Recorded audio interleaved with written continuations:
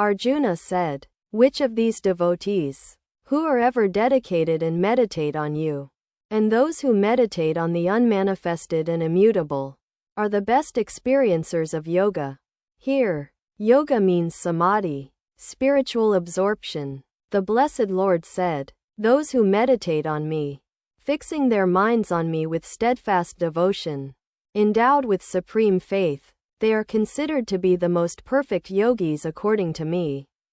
Those, however, who meditate in every way on the immutable, the indefinable, the unmanifest, which is all-pervasive, incomprehensible, unchanging, immovable, and constant, by fully controlling all the organs and remaining even-minded at all times, they, engaged in the welfare of all beings, attain me alone. For those whose minds are attached to the unmanifested, the struggle is greater, for the goal, which is the unmanifest, is attained with difficulty by the embodied ones.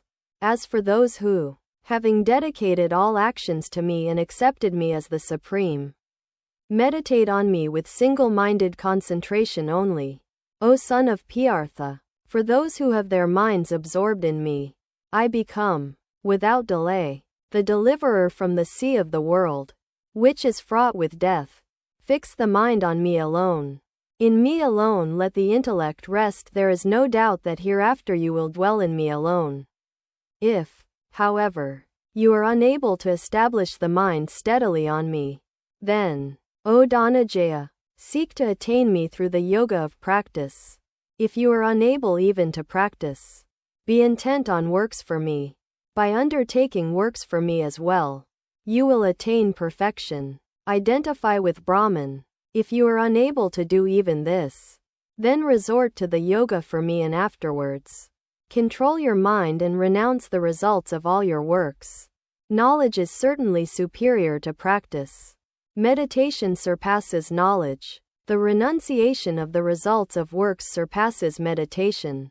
From renunciation, peace follows immediately. He who is not hateful towards any creature, who is friendly and compassionate, who has no concept of mine and no sense of egoism, who remains the same in sorrow and happiness, and who is forgiving, he who is ever content, who is a yogi, who has self-control, who has firm conviction, and who has dedicated his mind and intellect to me. He who is such a devotee of mine is dear to me. He, too, owing to whom the world is not disturbed, and who is not disturbed by the world, who is free from joy, impatience, fear, and anxiety, is dear to me. He who has no desires, who is pure, dexterous, impartial, free from fear, and who has renounced every undertaking, such a devotee of mine is dear to me.